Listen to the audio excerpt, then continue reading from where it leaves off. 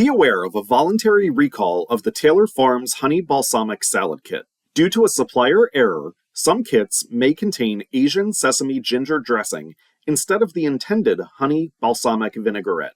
This means they may include undeclared sesame and soy, posing a serious allergy risk to those with sensitivities. These affected kits carry codes beginning with TFRS and have a best if used by date of September 4th, 2025 or sooner. They have been distributed to Delaware and across 24 other states. If you purchased one of these kits, do not consume it. Instead, discard it immediately or return it to the place of purchase for a refund. There have been no reported illnesses related to this recall so far, but the risk of a severe allergic reaction warrants utmost caution. For questions or assistance, you can reach out to Taylor Farms Customer Service Care toll-free at 1-855-455-0098, Monday to Friday from 11 o'clock a.m. to 8 o'clock p.m.